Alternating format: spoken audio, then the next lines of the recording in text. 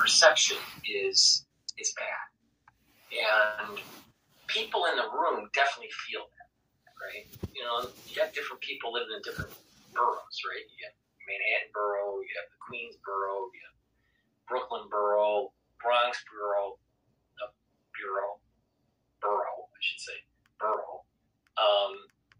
Staten Island. But I would say majority of the people that were in that room were either from Queens, mostly from Brooklyn or Manhattan.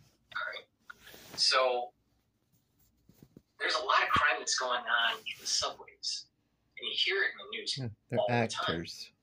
And he was saying that the crime that you're hearing in the news, especially before he took over, was only the surface of all this other stuff that was going on. And he was showing statistics like once he became mayor, how many guns they were able to get off the street. He used the number of 6,000 or something like that. I don't have a context on, of if that's good, bad, indifferent, whatever. I don't know. But I'm assuming, just giving the benefit of the doubt, that compared to what de Blasio was doing, must be an improvement. But the perception is that we are seeing more crime. We feel more crime. People in New York are guarded now because of what's going on in the subway and the stabbings. They're actors. And many people are saying this is like the 70s. This is like the 80s. Especially ones that are older in the room that remember pre-Giuliani. Now, Giuliani came in the 90s. So, and it was the 70s inflation and the 80s erosion of the city where people were seeing that New York's kind of rotting away, rotting from inside. The Big Apple's rotting from the core, right? So he had this point about perception and that the crime is declining from where it was, but it's still there. All right. So what is amazing with Adams that I noticed, and you don't see it so much in the news when you're just watching the sound bites on, let's say, New York One, or some local news station from New York, or even in the national news, let's say CNN. Mayor Adams has the ability to kind of diffuse and personalize an issue, and you don't feel so negative towards his policies. He has a gift in this. It doesn't come off in the news. It comes off in a room when you're in there. Maybe it's because he was sitting in a chair. He wasn't at a lectern, speaking, with a bunch of reporters in the front, and all this. So maybe he felt more comfortable. Maybe that's what it is. I don't know. Because it is a different setting. That could be it. But his main point when it came to crime is that it's going down. That more police officers are on the street. And that when he was transitioning to becoming mayor, de Blasio's policies were basically stand down when there was crime. If there was petty crime, stand down. If there was loitering, stand down with the police. So there was a lot of standing down, and he makes this point because there was so much standing down during the de Blasio years and that early transition within his administration, that the lawbreakers started to get emboldened, on top of having Albany not really, setting strong policies, being tough on crime. Instead, they were weak on crime, and it led to this cascade of additional crime that was happening. So in in short, by having the police stand down during the de Blasio years and the early months of the administration in Adams's, lawbreakers were emboldened, and it got worse. As it was gaining steam, you started seeing more stabbings, more pushing onto the subway tracks and killings that way.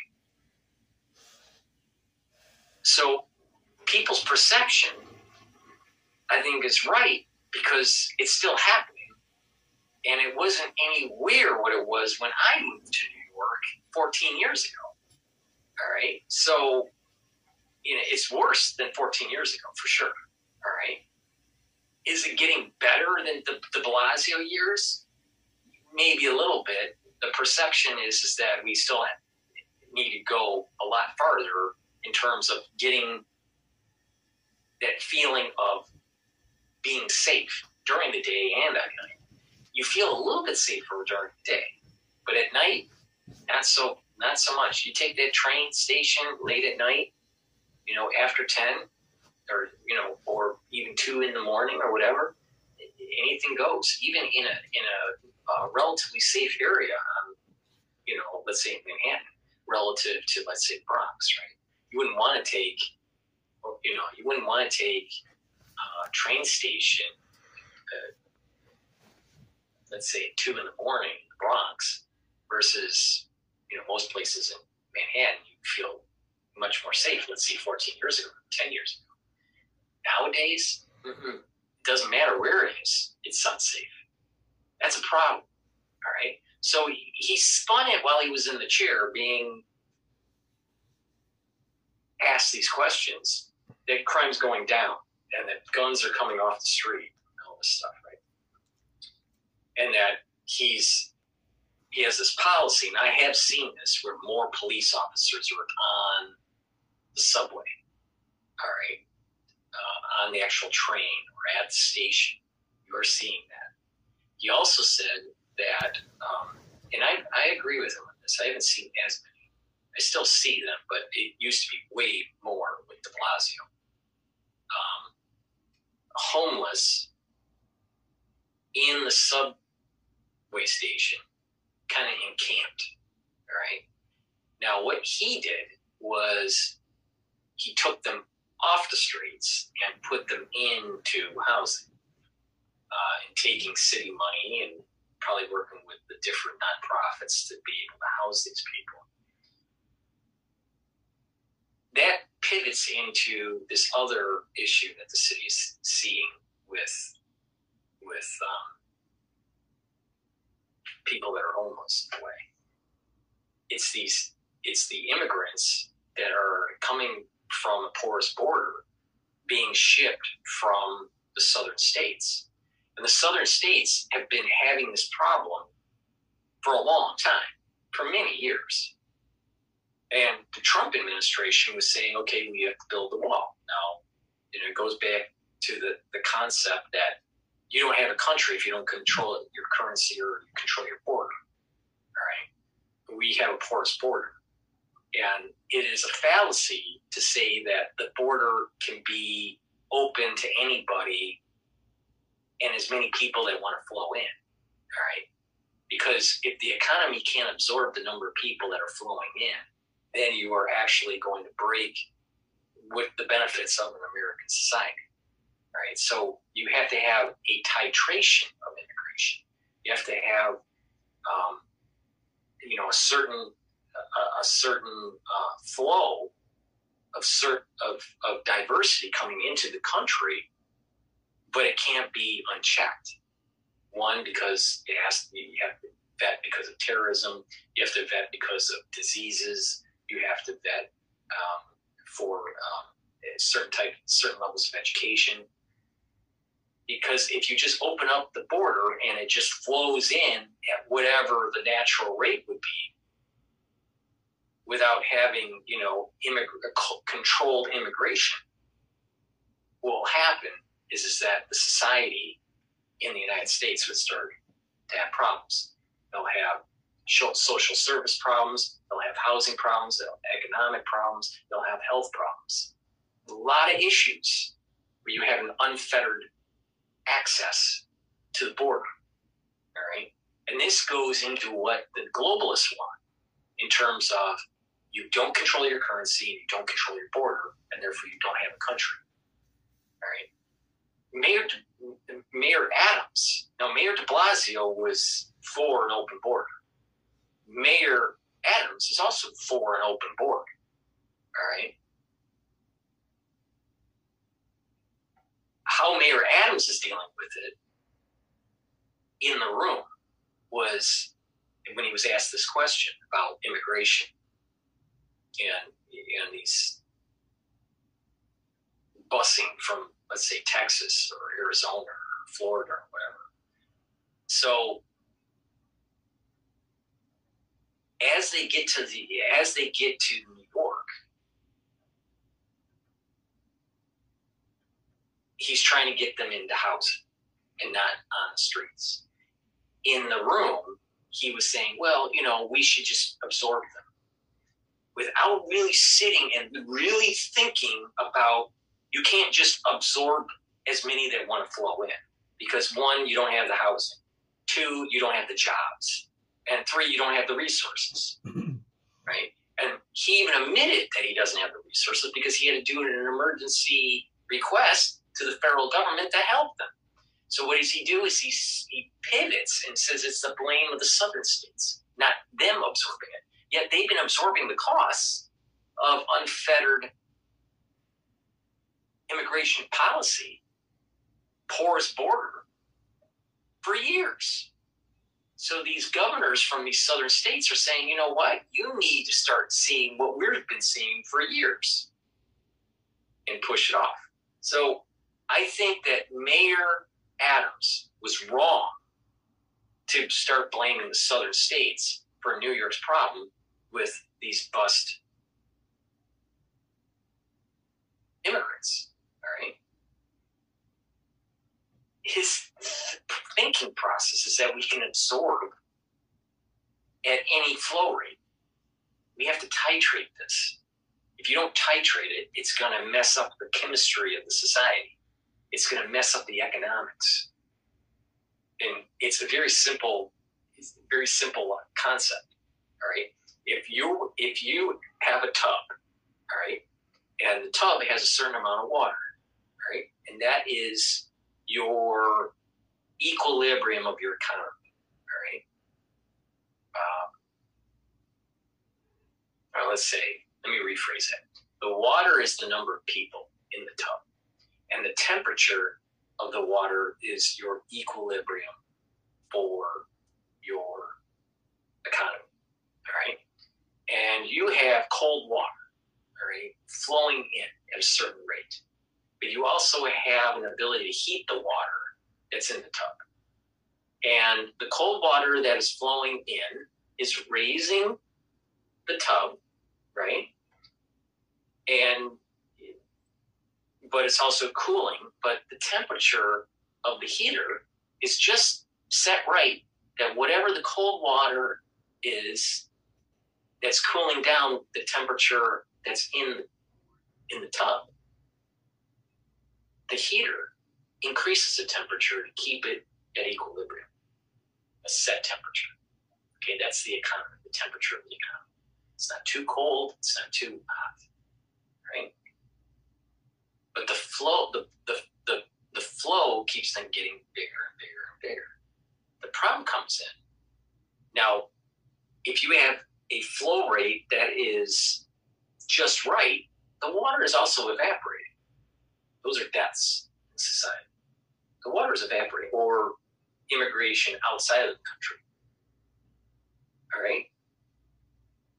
But if you turn on that water spigot, that faucet, too high,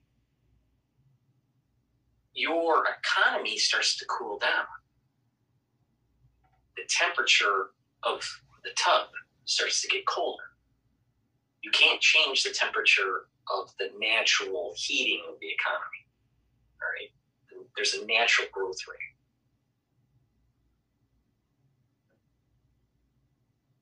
And as you have that spigot or faucet filling the tub at a faster rate, it starts to overflow because the evaporation isn't as fast as what's coming in. All right? This is the problem when you have politicians speaking about immigration. They have no understanding of differential equations. They have no understanding of flow rates. They have no understanding of changing variables over time. People that say that America can absorb an unlimited amount of people is not really looking at the problem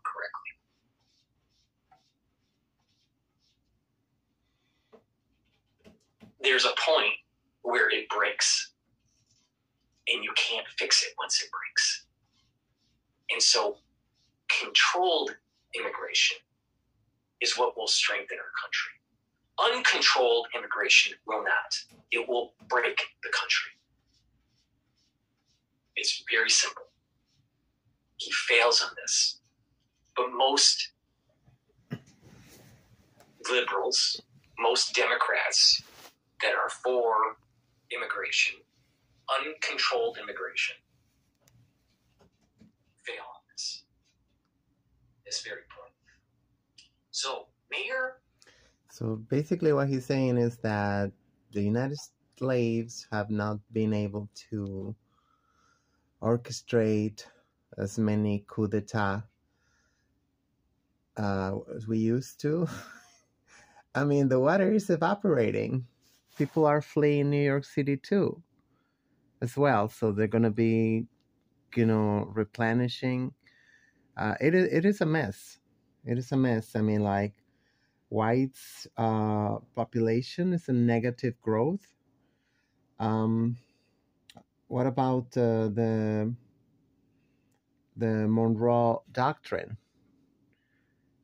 James Monroe, he had a vision that the whole continent was supposed to be for them. So, I mean, we're supposed to have unity in the entire continent. But what happened is that they've been plundering and raping, Latin America as much as they can, and now playing victim. Adams is just as wrong as De Blasio on this issue. That the society should just absorb it. He didn't give a damn about we destroy these countries. What are you talking about? On his doorstep.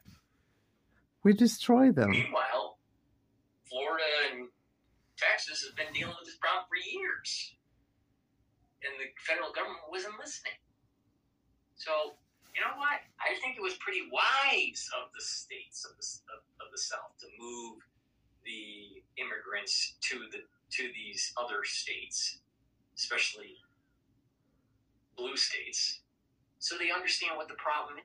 Oh, come on. They're so gullible.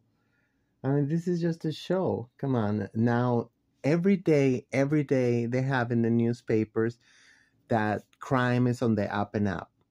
The whole media, it's fear-mongering. And now Adams come in and say, oh, it's just a perception. Of course, the perception. And he controlled his puppeteer control the perception. If they was to stop the media from fear-mongering and all these false flags, hiring actors to stage all these crazy-ass events, so that will lower the perception. It's because when it's not in your backyard, you don't care. Mm-hmm. And so he wants to move these individuals and some of the homeless into kind of like government housing or low-income housing. The problem that is happening, and he mentioned this, is people in New York don't want to say my backyard. Not in my backyard kind of concept. And most people would say this. Because when you have that housing next to your property or in your village or around you, your values will go down. the value of your property will go down. So that's a big problem. Yeah. So housing is an issue in New York. There's too many people, and there's not enough housing available. Buildings are empty to keep prices at a reasonable level. So you're always at an elevated price level. If you're trying to buy or if you're trying to rent, tons whatever, and tons because of the amount of empty people that are apartments. trying to rent or buy is far more than the amount of units that are available. That's what they let in Airbnb. So it's always elevated. So to fix this problem, it's to actually build more. He didn't say that.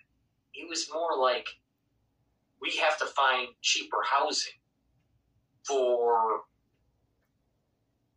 the homeless and for these new immigrants that a lot of them don't have any real skills. You know, not every restaurant needs them, right? And then we're going into a downturn in the economy where a lot of tech workers are getting laid off. Believe me, most of the people that are coming through the border are not tech workers. The population keeps getting older because you cannot have babies. They don't really have the skills that a modern society really needs. Yes, we have to have housing for them, but we have to have a plan, a substantial plan to have more housing for the productive citizens in New York City, right? The ones that are educated, the ones that have jobs, the ones that are paying the taxes, all right? You didn't have an answer for that. You only had an answer for the ones that need social services. So I think he failed on that point. So he failed on the housing point, and he failed on They're trying to privatize NYCHA. Crime point. Yes, it's going down. He's putting police on the street. You see them more often. The standing down of certain situations is going down. You know, the police are becoming more engaged. He says that he supports funding the police. And I want to tease this out because this is a little bit more complicated issue than this Republican, Democrat, fund the police, don't fund the police. All right. He's for funding the police. I mean, They're already giving more than $20 billion a year. I understand. Because overtime. At the surface, you have a group that's saying don't fund the police, and you have a group that says fund the police. In general, $20 billion. Most of them are saying more. Let me rephrase. Most of the Republicans are saying fund the police. Most of the centrist Democrats are saying fund the police. You have a fringe group that is saying defund the police on the Democrat side. All right. There's a bigger issue here. I think that it's not fund the police or defund the police. It's fund them properly. And what I mean by that is that to make sure, because I'm Gen X, to make sure that we listen to the lessons learned from Ayn Rand and from Orwell.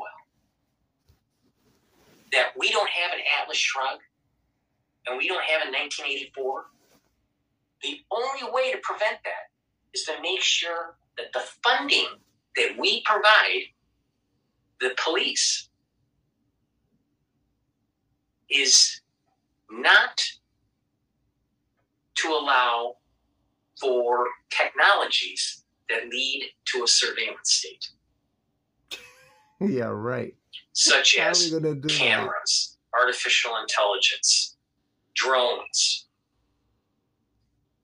I am for funding the police for their pension, for more police on the street in societies that have crime problems.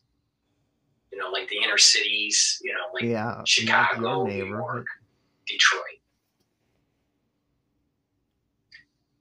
But so pay the officers more. Have more officers on the beat, but reduce the surveillance technology in society. Yeah, right. How? Cut the cameras, cut the artificial intelligence, cut the drones, cut the military grade equipment. It's like, how are we going to do that? They're unionized. And, there's like very powerful people controlling the NYPD. Come on. This is the guy who got PhD and shit. Okay. That part of defund the police, we should be doing. We need to defund 1984. We need to defund Atlas Shrugged. All right? To prevent it from happening. These are the lessons learned in the literature that we read in school. All right? That's the reason why we read them. It wasn't just to get credit. We get a grade so you can go to college. Right? You read those to learn what the authors were trying to warn society on. A surveillance state, a minority report, can only happen when you fund it. So defunding these types of initiatives within local municipalities needs to be done because part of the BioPatriot Act is more surveillance technology. So defunding this part of it needs to happen. Putting more police on the street, giving them proper training, making sure they're paid better, making sure that their pension is better.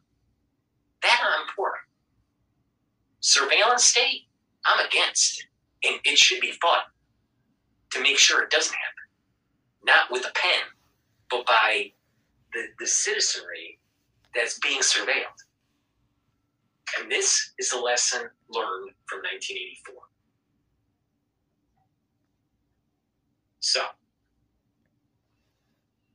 It's like saying, I want, white supremacy, but, without,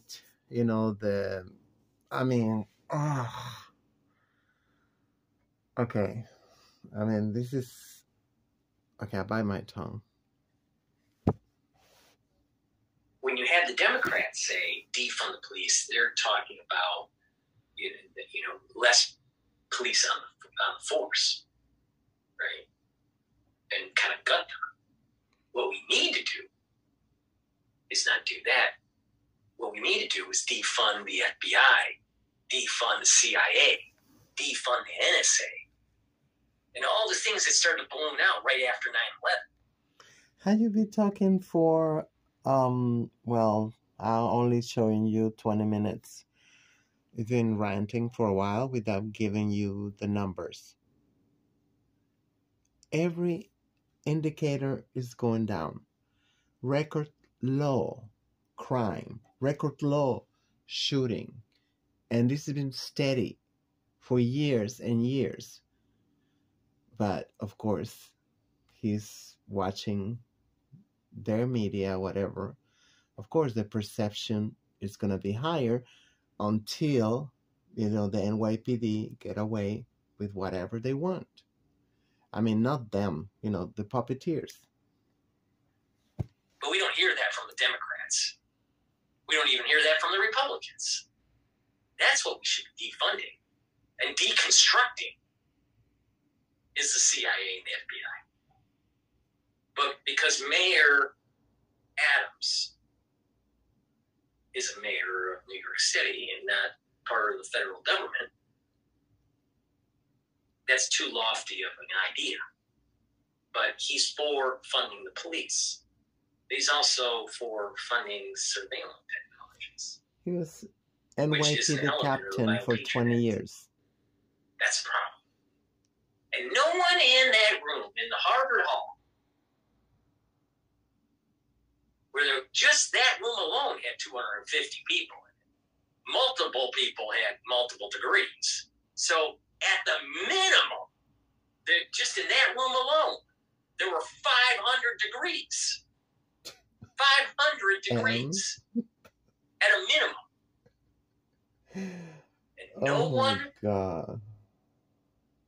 could write the question and articulate That's why you what go the to problem is college in terms of to become an idiot. Funding municipalities.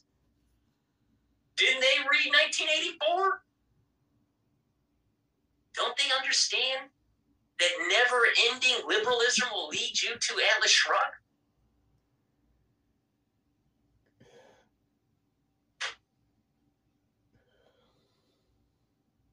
That's a problem. That's a problem. Silence of the Lambs. So, the two big issues, immigration, he took questions on, and the crime, he took questions on. The cost of the city, he didn't really address, to my memory, adequately about it and how to solve that problem. He did state, and I think it's true, that because, and people need to pay attention to this, because I think every major city is going to have this problem. LA, Chicago, Detroit, Philadelphia, New York City, Miami, Houston, all these major cities, their COVID money from the federal government is ending. A lot of that money was kind of keeping things afloat within the city, even though they were running deficits. The deficits weren't as bad. A lot of these cities are going to be falling off a cliff because they don't have the COVID money. So their deficits are going to get worse. And Mayor Adams talks about this, that the city has major deficit issues. Right? So probably, he didn't state this, but probably a big, one way to solve this problem or reduce the problem is to raise taxes. Another part is to reduce city services. So on one side of the mouth, he's saying that we have to be, very generous to the ones that are coming to this country illegally. And then, oh, by the way, if you're here legally and you're paying your taxes, you're going to get less services and we're going to charge you more on your taxes. So making the city more livable in terms of cost of living, he hasn't solved that problem. That problem has not been solved. Yes, it's, bringing, jobs to the city. He did say that there were new, corporations coming to the city all the time. It's kind of a very, broad brush, simplistic mentioning of it in the room today.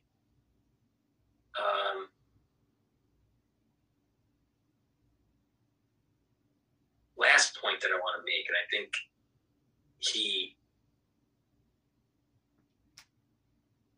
think I agree with him very much so on this one point.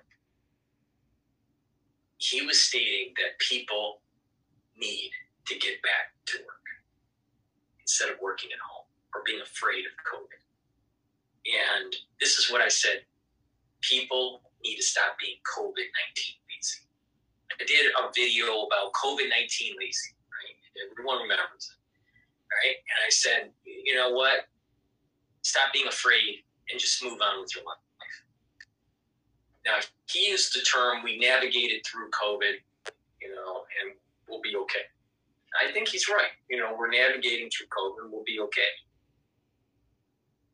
There's some complications to that because there's going to be long-term side effects because of AIDS-like syndrome or autoimmune disorders, or long COVID, or another release of other cocktails. But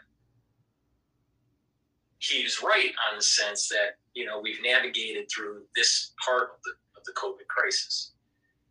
And in the room, many people don't have masks on, but it was peppered with people that did. Some of them were elderly. Maybe they are immune compromised, so you can understand. There were quite a few, noticeably, that were younger than Gen X that were wearing masks. It didn't seem like they had an autoimmune disorder. They didn't seem like there were too many of them. This is an element that I'm starting to see in society, especially in New York and in Boston, where and I'm sure that people would agree probably also in DC or Chicago, but you're seeing an element of people that are afraid, or it's a badge of some sort of liberalism where they want it to never end.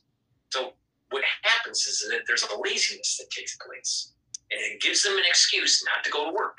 It gives them an excuse to only be on on a Zoom call and never be in the office. And what the mayor stated tonight, I think, is 100% right. Humans need human interaction, and it has to be in person to have a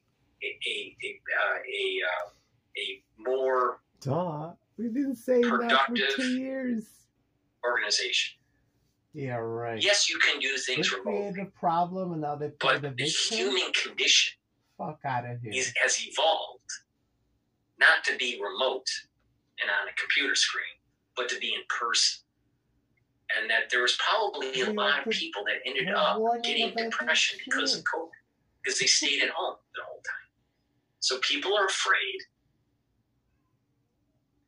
and they don't want, they're starting to get lazy, and they think that it's going to be more productive for them to be at home. People is lazy. And they don't realize that it's actually antisocial and it's not good for your brain. Smart. It makes you depressed. One, and two, if you never leave your house, what happens is that you're not exposing yourself to the natural antigens that are out there in society, and you end up having a weaker immune system because you're just not moving around in your society.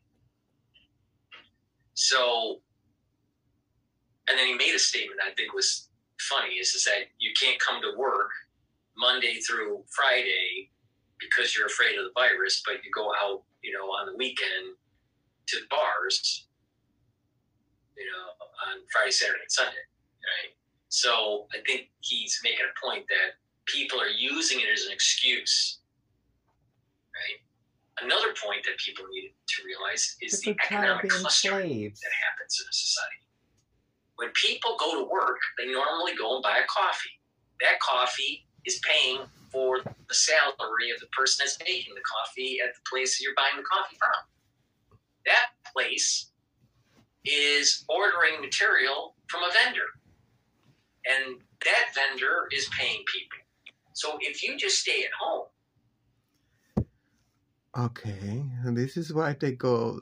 He's going to Harvard right now for med school. He already got PhD and I don't know what else. So,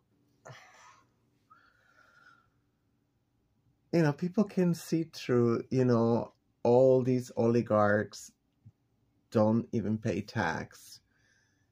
They're getting away with murder. And of course, they're demanding more and more policing.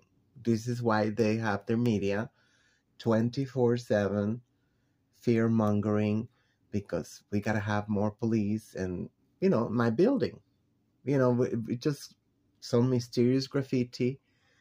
And within less than 6 months, we already have surveillance everywhere, in every floor, on the staircase, 5,000 pixel cameras in the hallways pointing to my door. So the moment I walk out, I walk in, they see me, how I'm leaving my house. The White House just got hacked. So obviously it's very easy to hack these cameras, and who's watching? We're now in a reality show. We used to, that's like a Big Brother. That was a television show, and now we're in it.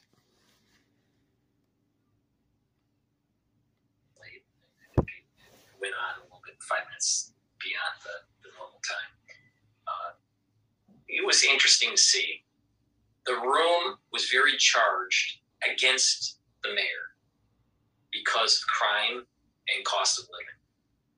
When he started speaking and when he left, he was able to diffuse that anger. He didn't know that the anger was in that room, to my knowledge. All right. That is a unique leadership quality that you don't normally see. So I'll give him that.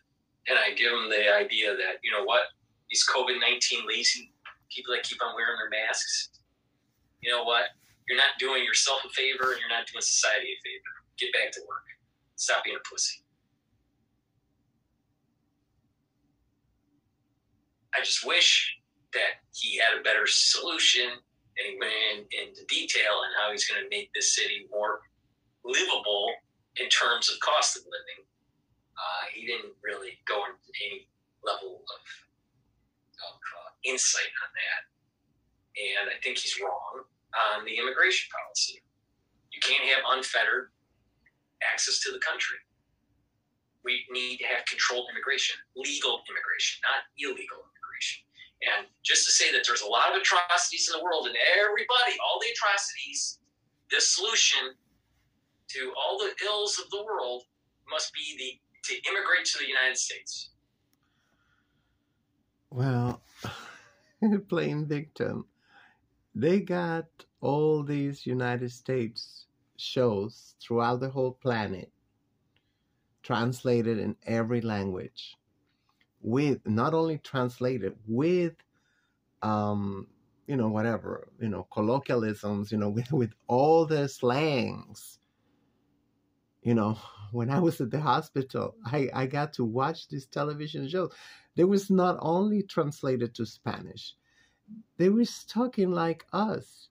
They was talking like Mexicans. I was like, this shit freaked me out. That is psychological warfare. And he refused, and every Neanderthal refused to see that. Of course, they don't want to denounce the Monroe Doctrine. They don't want to renounce imperialism. New York State is still called the Empire State. We got Empire State this, Empire State that, and they're okay. They're okay. They all talk about, imperialism, we need to charge a fee, just to allow them to trade with us. They got to pay tribute. Okay, so it's more of the same, playing victim, creating the problem, and then, oh my God, it's horrible. No, the way I see things, people want you to feel what we've been feeling. They don't want you to be privileged like you've been guarded, your neighborhoods and stuff. No, why work? Why work if they're indentured servants because they was stupid enough to go to college, get all these loans, there's no matter what they do, they're not going to go away.